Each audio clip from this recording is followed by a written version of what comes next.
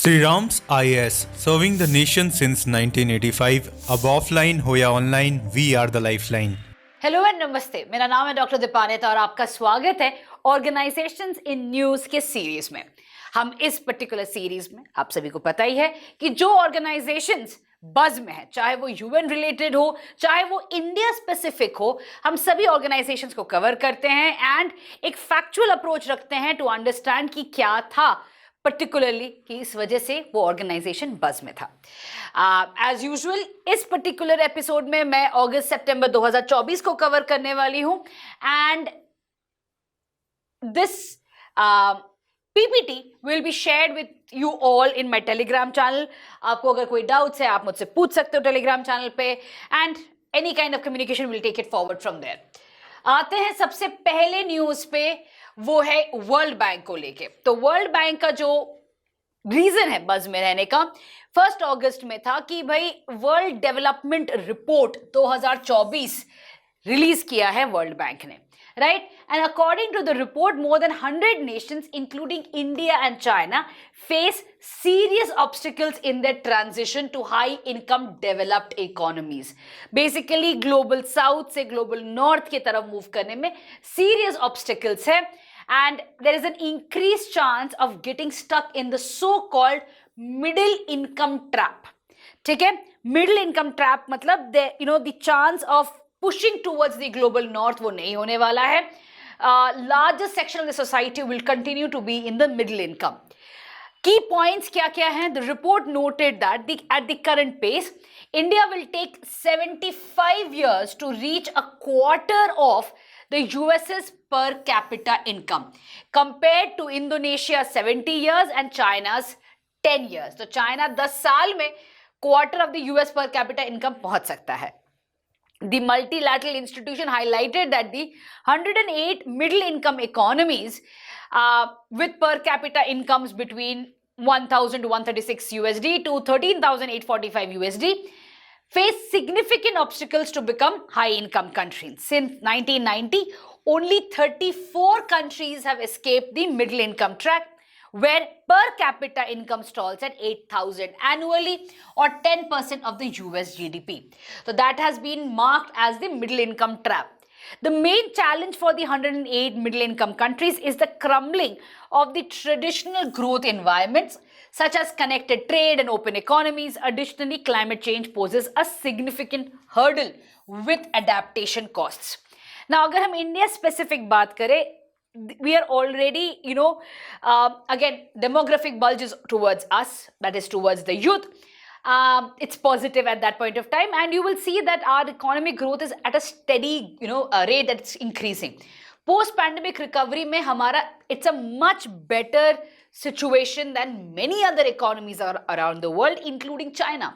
But the growth rate that we are talking about really needs to push us out of the middle income trap and move towards the global north, because developed country की तरह अगर हम नहीं move करेंगे, then जब demographic bulge senior citizens की तरफ हो जाएगा, मतलब maximum population will move towards the old age, we are going to have more and more troubles in the economy. Okay, let me come down to the next news about WHO. WHO has announced the launch of a new initiative led by Synergium Biotech to accelerate the development and accessibility of human avian influenza, that is H5N1 messenger mRNA vaccine candidates for manufacturers in low and middle income countries. The new initiative will leverage the mRNA technology transfer program, which is jointly developed by WHO and Medicines Patent Pool in 2021 to build capacity in low and middle income countries for the development and production of mRNA based vaccines. ठीक है? So again, WHO is the UN specialized agency के बारे में है। आते हैं next news, WHO के बारे में ही है। तो WHO ने एक रिपोर्ट रिलीज किया था, I think it's release in the month of September 2024 में रिलीज किया था, South East Asia regional status report on road safety, और उसमें 28% of global road traffic deaths have happened in Southeast Asia.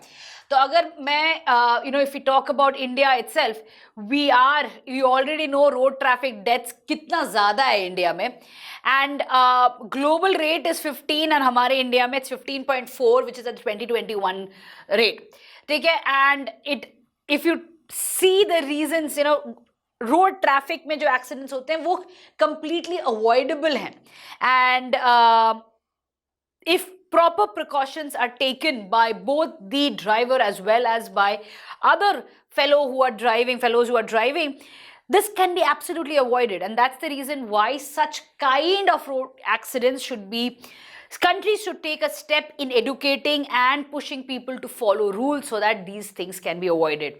Road accidents पे questions usually यहाँ पे नहीं पूछा जाता, पर इंटरव्यू लेवल पे मैंने देखा है कि रोड एक्सीडेंट्स पे काफी अगेन ट्रेंड रहता है पूछने का कि क्या है, कैसे आप रोक सकते हो, अगर आपको इस पोजीशन में रखा गया, अगर आपको ये पोस्ट मिला तो आप कैसे काम कर सकते हो।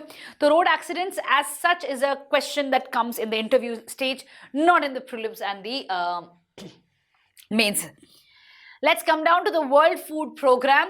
The WFP and the government of Odisha launched India's first 24/7 grain ATM called the Annapurti. ये important news है, ठीक है, इन भुवनेश्वर। अब ये क्या करता है, ये जो इनिशिएटिव है वो पब्लिक डिस्ट्रीब्यूशन सिस्टम बेनिफिशियरीज को फूड ग्रेन्स एक्सेस करने देता है under the national food security act. ये जो मशीन है वो 50 किलोग्राम्स ऑफ ग्रेन्स 5 मिनट में दे सकता है आफ्टर बायोमेट्रिक ऑथेंटिकेशन, जहां पे आपका जो वेटिंग टाइम है वो 70% रिड्यूस हो जाता है। और ये जो एटीएम सो कॉल्ड मशीन है ये पावर्ड है बाय सोलर पैनल्स। नाउ इसके जैसे कि की फीचर्स हैं, 24/7 एक्सेस है, यूनिवर्सल एक्सेस है, जिसका भी वैलिड राशन कार्ड है, बायोमेट्रिक आपका वैलिडेशन हो चुका है, आप कहीं मतलब जहां पे भी एटीएम है आप वहां से आप ले सकते हो। फास्ट डिस्पेंसिंग है, 50 kilograms of grains in just 5 minutes है, मॉड्यूलर डिजाइन है, इजीली इसको आप असेंबल कर सकते हो और डिफरेंट लोकेशंस पे सेटअप कर सकते हो, and because it is solar panel से पावर्ड है, it is energy efficient as well. So Annapurti is a joint thing between the WFP and the government of Odisha, and this is coming under the National Food Security Act. आते हैं next news about International Labour Organization, जहां पे उन्होंने अपना report launch किया है, publish किया है, global employment trends for youth 2024। अब यहाँ पे हाईलाइट्स क्या है, अगेन यूथ अनएम्प्लॉयमेंट रेट के बारे में अगर हम बात करें तो global youth unemployment rate has fallen to 13% in 2023, जो लोएस्ट है। 2019 में 13.8% था, एंड जो प्रोजेक्शन है ये 12.8% हो जाएगा 2024 के जब रिपोर्ट आएगा। तो अब प्रॉब्लम यहाँ पे क्या है कि global unemployment rate definitely fall कर रहा है, पर इंडिया में अनएम्प्लॉयमेंट रेट बढ़े जा रहा है। रीजनल वेरिएशंस की बात करें तो सर्टेन रीजन्स में रेट्स इंक्रीज किया है, जैसे कि Arab countries, East Asia, South East Asia and the Pacific. As I said, gender disparities की बात करें, the reduction in youth unemployment has been less pronounced for women. In 2023, the unemployment rate for young women was 12.9% compared to 13% for young men. So indicating that the gender gap has narrowed when it comes to gender disparities. अगर हम बात करते हैं need rates, need का full form है not in employment, education और training, वहां पे अभी आज के दिन में यंग पीपल आर एट 20.4%, जहां पे they are not even in the training phase, and the number of women is far more need rates. Informal employment की बात करें, over half of young workers globally are engaged in informal employment. In low income countries, 3/4 of young workers hold self-employed or temporary jobs, while in high and upper middle income economies, most young workers have regular and secure jobs. Important है ये चीज। Lack of decent work, again there's a lack of progress in creating decent jobs for young people. And sectorial and skill mismatches, ये again बहुत ज़्यादा हो रहा है, जहाँ पे your skill sector and the kind of jobs that are available are not matching, जिसके वजह से people are going for degrees, they have a particular set of skills, but वैसे jobs आज के दिन में market में मिल नहीं रहे हैं, and that is the mismatch that's happening, जिसके वजह से unemployment rate अभी भी काफ़ी ज़्यादा है. So that is where you will see that these are the reasons why ये रिपोर्ट में ये ट्रेंड्स दिए गए हैं of the unemployment rate across the world. आते हैं नेक्स्ट, आईएलओ का ही एक रिपोर्ट है कि जहां पे India has emerged as one of the most overworked countries globally. Now there is a reason why I have added this. क्योंकि आज के दिन में अगर आप देखते हो बहुत सारे businessman they have talked about 70 hours 90 hours, किसी ने 100 घंटे भी बोले हैं। तो ये जब वर्किंग आवर्स पर वीक की बात की जा रही है, इसके वजह से बहुत सारा डिबेट्स आ गए हैं। एक तो डिबेट है कि भाई 90 आवर्स पे सही में कैसे काम किया जाएगा। दूसरा है कि कोई तो कहा है कि भाई संडे पे भी काम करो, घर पे क्या कर रहे हो। उसके अलावा if we talk about women, it becomes a challenge for women managing houses as well as working according to the expectations of the bosses, and all of this has led to India being one of the most overworked. तो ये तो debate ongoing चल ही रहा है, and you must be aware of the debate, but when we come to the external body also stating the same, उसमें जो reasons दिए गए हैं ये आपके आंसर्स में लिखने में आपको आसानी रहेगा। Again a question that can come in the essay. अब आईएलओ का क्या है कि भाई after Bhutan India has ranked second for share of employed working 49 और मोर आवर्स पर वीक। ठीक है, एवरेज वर्किंग आवर्स जो देखा गया है पर week is around 46.7 hours.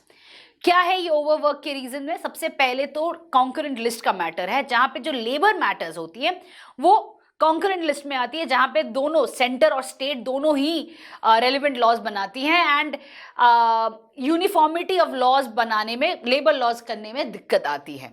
Economic pressures हैं, जैसे कि टेक और फाइनेंस, जितना ये एआई चल रहा है, चैट जीपीटी आ रहा है, उतना ही द एक्सपेक्टेशन इज कि भाई you can use it for creating more.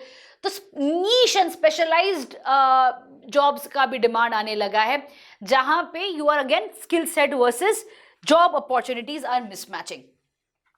Next is toxic work environment. ये भी again has become a problem, जहां पे long working hours are expected and कोई पर्सनल टाइम के लिए स्पेस ही नहीं दिया गया है। हसल कल्चर, राइट, यूथ में ये हसलिंग कल्चर चलता है, but right now what we are seeing is this hustling culture is across, it's rampant everywhere, जहां पे एक्सपेक्टेशन है कि भाई हसल करो। भाई हसल कब तक करोगे? If at one point of time your body is going to give up, your health is going to give up, and that hustling करके जल्दी रिटायरमेंट वाला सपना नहीं पूरा होता है, बहुत रेयर है इस मामले में। एंड एक चीज मैं बता रही हूँ, again coming from a different point of view, not the report, that when we talk about hustling and reaching that point, it requires a certain support from the background. अगर आप एक वेल सेटल्ड फैमिली से आते हो, अगर कोई भी एक रिच फैमिली से आता है जहां पे देर इज ऑलरेडी 2 वक्त की रोटी एंड अच्छा घर, सब कुछ है आपके पास, then hustling will take you to that early retirement. But अगर आप फर्स्ट टाइम हो जो घर पे पहली बार ग्रेजुएशन कर रहा है, पहली बार घर से बाहर जाके सपने देख रहा है और सपनों के पीछे भाग रहा है, it is very difficult to continue and hustling and then retiring. ये बहुत मुश्किल होता है, राइट? बट ये जब बात करते हैं ना वर्क एनवायरनमेंट का, everybody is considered to be same, चाहे वो मेन हो वुमेन हो, बैकग्राउंड क्या है, सब कुछ, इसके वजह से ये ओवरवर्किंग वाला एक टेंडेंसी आने लगा है। Last is lack of regulation. There is lack of regulation on maximum working hours, चाहे वो हम ब्लू कॉलर जॉब्स की बात करें या व्हाइट कॉलर जॉब्स की बात करें, it's all everywhere that there is no particular understanding of how much working hours is there और needed for a particular job और a particular gig, right? So this is again the reason why I have included this is because it has been in the debate in the public realm, which means that कहीं ना कहीं यहाँ से question आ ही सकता है, चाहे वो आपके एसे में आए या आपका कोई कहीं और एथिक्स में आए, कहीं पे भी आ सकता है इसके ऊपर कि भाई वर्किंग आवर्स के बारे में बात करने के लिए। तो उसमें आप ये रिपोर्ट को सपोर्ट दे सकते हो, इस रिपोर्ट का सपोर्ट लेके आप बता सकते हो कि भाई आईएलओ ने भी ये कहा है और रीजंस ये दिए हैं। आते हैं नेक्स्ट, वर्ल्ड गोल्ड काउंसिल ने प्रेडिक्ट किया है, प्रोजेक्शन जो दिया है कि India's gold consumption is going to increase, जहां पे 850 टन्स लिया जाएगा from the earlier estimation of 750 tons. ये जो रिविजन हुआ है ये favourable monsoon conditions and a reduction in gold import duty के वजह से हुआ है। बेसिकली जो राइज इन डिमांड है ज्वेलरी परचेजेस के लिए, it is because of sudden availability of money in people's hands, so they want to invest in gold and buy gold jewelry especially, क्योंकि हमारे again हमारे भारत में ये understanding है कि gold jewelry is an asset and we continue whenever we want to invest into something we try to invest in gold. So that is the reason why जब हमारे पास वो purchasing power आ जाता है we try to invest in gold. जब हमारे पास वो purchasing power नहीं रहता है we move towards bank में FD or kind of putting it in the bank rather than spending into an asset like gold. Now about World Gold Council की बात करें, it's a non-profit association of the world's leading gold producers. ये एक market development organization है जहाँ पे 33 members हैं, ठीक है, और जो members हैं जहाँ basically gold mining companies हैं इनके members largely. ये 1987 में form किया था, headquarters London UK में है and it's basically industry का potential growth देखने के लिए है.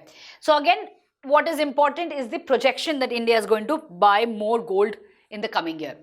दूसरा आते हैं, अभी जियोपॉलिटिक्स की तरफ आ गए हैं जहां पे पैसिफिक आइलैंड फोरम पे बात करते हैं. तो PIF ने Australia funded Pacific policing initiative PPI को इंडोर्स किया है.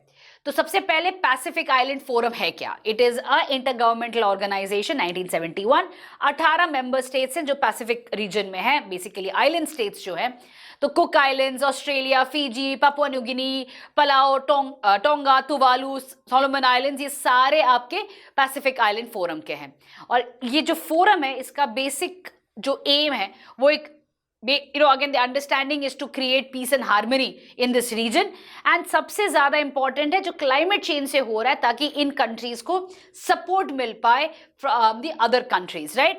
So they don't want to be divided into Cold War. They don't want China and US fighting their wars here. They don't want others to come and destroy these the sovereignty of these island states. Instead what they want is कि भाई Pacific countries को support मिले against climate change. So यहाँ पे इनका M ये है to create this grouping. अब आते हैं ये पैसिफिक पोलिसिंग इनिशिएटिव है क्या? ये बेसिकली लॉ इन्फोर्समेंट कैपेबिलिटीज को इंप्रूव करने की बात हो रही है ताकि जो लॉ एंड ऑर्डर चैलेंजेस हैं उनको मैनेज किया जाए. थोड़ा इसको समझेंगे क्यों ये जरूरी है और ये क्यों ऑस्ट्रेलिया फंड कर रहा है.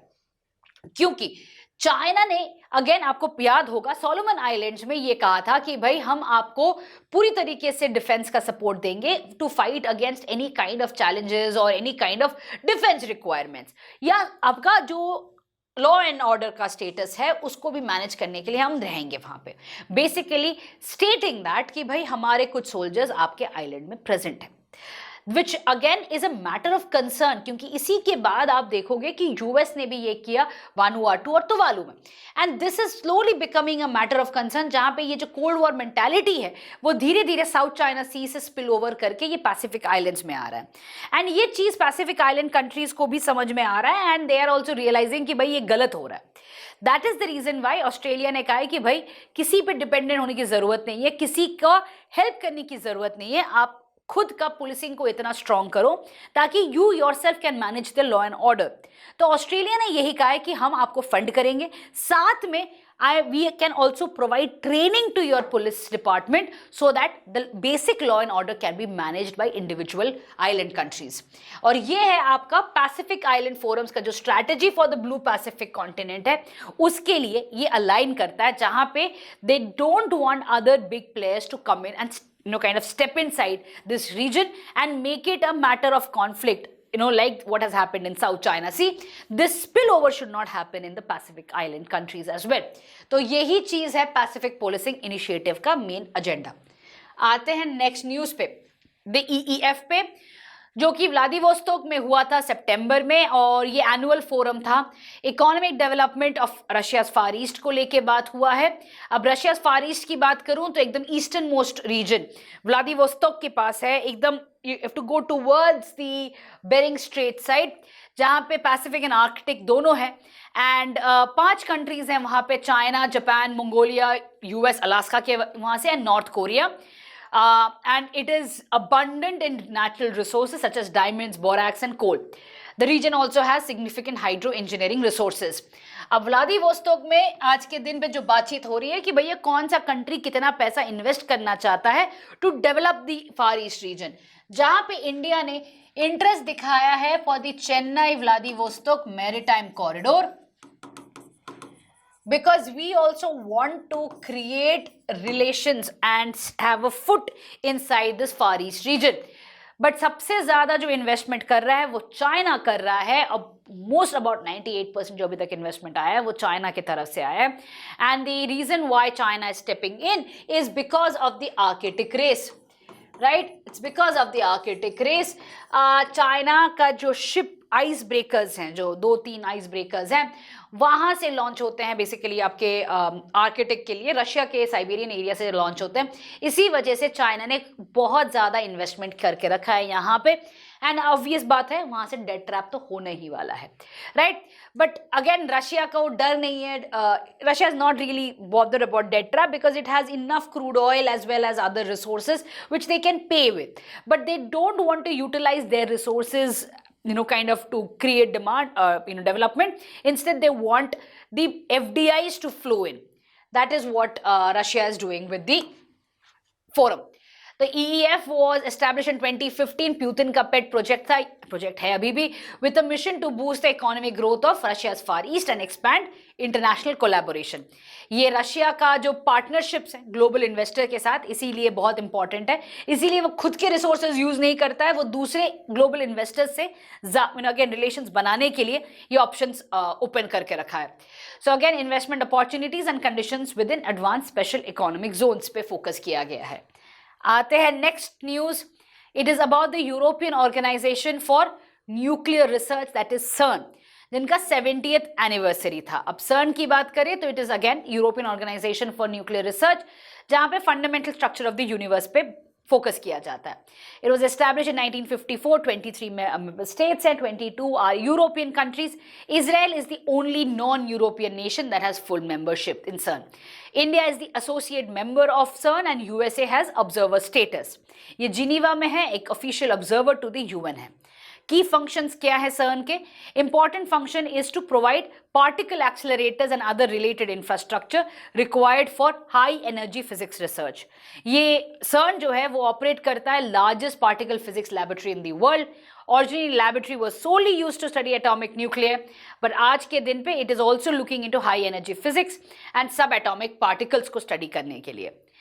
नेक्स्ट अगर आते हैं न्यूज़ पे, वो आते हैं इप्सा पे. इप्सा बहुत सालों से ऑलमोस्ट डेड हो चुका था, बट अगेन लास्ट ईयर में देखा जा रहा है कि भाई ये तीनों कंट्रीज इंटरेस्ट दिखा रही हैं for its revival. And interesting बात है, ये जो इप्सा का रिवाइवल है ये स्टार्ट होता है आपका इप्समार का जो जॉइंट मिलिट्री एक्सरसाइज है, वहां से ये स्टार्ट होता है. And again interesting notions that once that joint military exercise started, वही आपको समझना पड़ेगा कि भाई एक बार आप एक दूसरे पे डिपेंड करने लगते हो, इंटरऑपरेबिलिटी आप इंक्रीज करने लगते हो, automatically it kick starts more and more cooperation. And उसी के अंडर पे इप्सा के जो फॉरेन मिनिस्टर्स थे वो भी मुलाकात करते हैं and they declare a United front against global terrorism. Obvious है कि इप्सा का आना एक अच्छी खबर है from the Indian perspective, specially क्योंकि आज के दिन पे जब ब्रिक्स एक्सपैंड कर रहा है, कहीं ना कहीं चाइना खुद के दोस्त लेके आ रहा है ब्रिक्स पे. तो again it's going to become more China dominated grouping. यहाँ पे इप्सा का रिवाइवल बहुत इंपॉर्टेंट हो जाता है, जहाँ पे ब्राजील, साउथ अफ्रीका और इंडिया साथ में आ सकेंगे without the influence of China और Russia. So you will see that slow revival of IPSA is happening, and that's excellent news for India. Actually, it's excellent news for all the three countries because they can now function amongst themselves without the जो influence रहता है China का, उससे थोड़ा दूर कर सकते हैं ये लोग. तो क्या है United front against global terrorism declaration की अगर हम बात करें, एक establishment of a comprehensive international counter terrorism framework placing the United Nations at its core. अब ये जो डिक्लेरेशन होगा वो उसमें एक रिन्यूड कमिटमेंट दिया जाएगा जिसमें comprehensive convention on international terrorism at the United nation general assembly में ये अडॉप्ट किया जाए. ठीक है. इप्सा का एज यू नो ये ट्राइलैटरल डायलॉग फोरम है India, Brazil and south Africa का.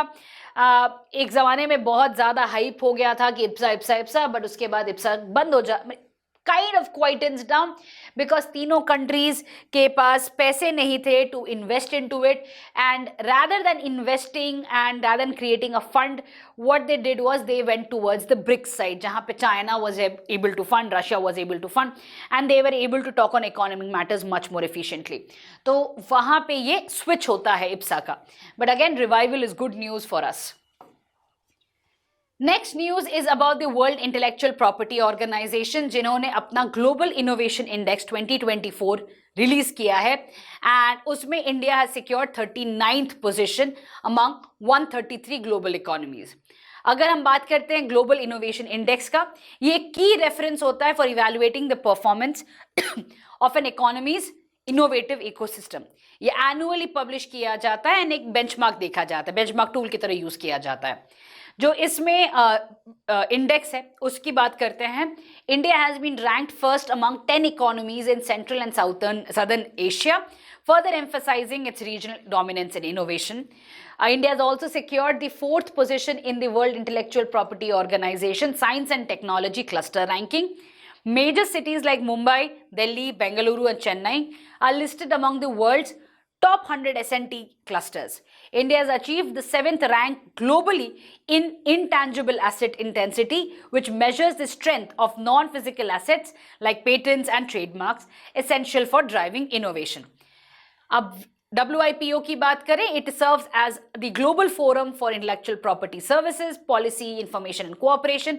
एक self funding agency of the United Nations है ये, 193 member states है.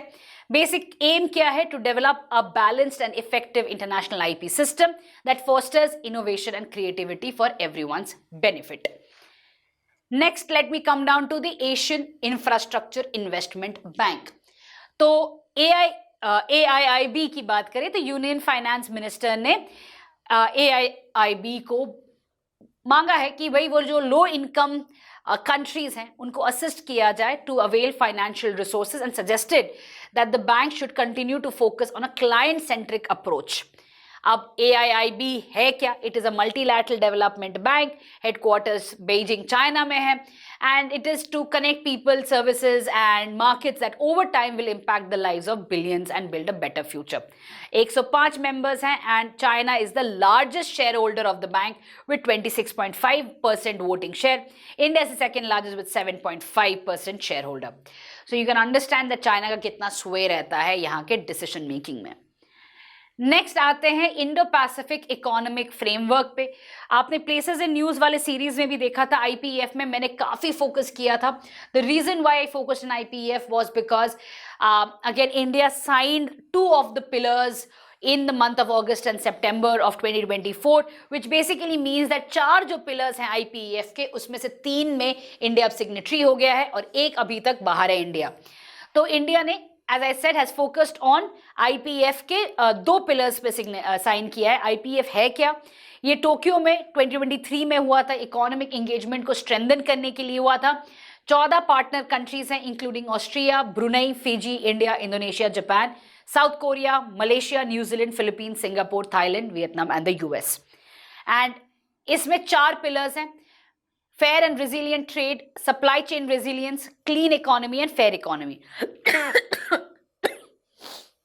उसमें से सबसे पहले इंडिया ने पिलर 2 साइन किया था. अब लास्ट ईयर इंडिया ने पिलर 3 और पिलर 4 में भी साइन कर दिया है, और पिलर 1 में अभी तक India is just an observer, pillar 1 को साइन नहीं किया है. India has signed basically an exchange, the first of its kind agreement focused on clean economy as well as fair economy, and the overarching जो arrangement होता है उसके लेके, जिसके बेसिस पे technical cooperation, workforce development, capacity building and research collaboration पे focus किया जाएगा. बट अगेन पिलर 1 में इंडिया अभी तक ऑब्जर्वर स्टेटस रखा है, it has not signed the pillar 1 details. Next आते हैं क्वाड. तो 6th quad summit was held at Delaware in the US, और ये 4th in person quad leaders summit था. क्या क्या हाइलाइट्स थी? तो एक quad health security partnership launch किया गया था to enhance health security, basically again Indo Pacific region को लेके ही है. Quad ports of the future partnership पे बात की गई है, जहां पे पोर्ट इंफ्रास्ट्रक्चर डेवलपमेंट में कलेक्टिव एक्सपर्टीज यूज किया जाएगा। Semiconductor supply chains contingency network पे एमओयू साइन किया गया है। उसके अलावा क्लाइमेट एंड क्लीन एनर्जी पे बात की गई है। स्पेस को लेके एक्सपर्टीज शेयर करने की बात की गई है। एंड काउंटरिंग टेररिज्म तो है ही, जहां पे they have come out and said कि भाई एक दूसरे को हेल्प करेंगे, मिटिगेट करेंगे एक्ट्स ऑफ टेररिज्म को। तो ये कुछ हाईलाइट्स रही है क्वाड के लीडर समिट, जो चौथा लीडर समिट था। जो नेक्स्ट न्यूज है वो है आपका इंटरनेशनल टेलीकम्युनिकेशन यूनियन पे। तो India has achieved a major milestone in cyber security by securing tier 1 status in the 5th edition of global cyber security index GCI 2024। ये GCI होता क्या है? GCI was launched in 2015 by ITU, जो कि एक comprehensive development and commitment to cyber security देखता है। उसमें जो 2024 में है वहां पे 46 कंट्रीज को टियर 1 में दिया गया था, जहां पे ये माना गया कि भाई there is cyber security pillars के ऊपर they are showing a strong commitment and India has joined the rank of the tier 1। ठीक है, दूसरे जो कंट्रीज थे वो इधर एस्टैब्लिश कर रहे हैं, इवॉल्व कर रहे हैं साइबर सिक्योरिटी को लेके। ITU की बात करें, it is one of the oldest specialised agencies of UN। 1865 में हुआ, फाउंड किया गया था, headquartered in Geneva Switzerland, and ये global radio spectrum and satellite orbits को एलोकेट करता है। ठीक है, so that is about ITU। आते हैं यूनेस्को का इंटरनेशनल कन्वेंशन अगेंस्ट डोपिंग को लेके। तो India hosted important international meetings in new Delhi as part of its role in the global fight against doping in sports। ये मीटिंग्स जो थी वो UNESCO international convention against doping in sport के under आ रही थी। ये जो कन्वेंशन है ये एक मल्टीलैटरल यूनेस्को ट्रीटी है by which states agree to adopt national measures ताकि ड्रग डोपिंग स्पोर्ट में प्रिवेंट और एलिमिनेट किया जाए। ये जो कन्वेंशन है ये 2005 में अडॉप्ट किया गया था और फोर्स में आया था 2007 में। As of 2022, convention has been ratified by 189 states, जिनमें 187 UN member states हैं। नेक्स्ट आते हैं WMO, वर्ल्ड मेटेरोलॉजिकल ऑर्गेनाइजेशन, जिन्होंने ओजोन एंड UV बुलेटिन बहुत साल बाद 7 years बाद रिलीज किया है। जो ये ओजोन एंड UV बुलेटिन है उसमें बेसिकली देखा जाता है कि कितना ओजोन लेयर में काइंड ऑफ डैमेज हुआ है, और मॉन्ट्रियल प्रोटोकॉल के बेसिस पे जो substances suppose to not use वो कितना यूज हो रहा है एंड उसमें कितना इम्पैक्ट आया है। तो that is what basically the ozone and UV bulletin does. And जो की फाइंडिंग्स हुई हैं उसमें आया है कि भाई ओजोन लेयर इज रिकवरिंग, जहां पे जो ओजोन डिप्लीटिंग सब्सटेंसेस थी वो डिक्रीज हो गई है उनकी यूसेज, एंड जो फुल रिकवरी टू 1980 लेवल है वो एक्सपेक्टेड है 2066 over Antarctica and 2045 over the Arctic and by 2040 for the rest of the world. And जो किगाली अमेंडमेंट है उसके बेसिस पे ये भी बोला गया है कि potentially reduce global heating by 0.5 degree Celsius by 2100।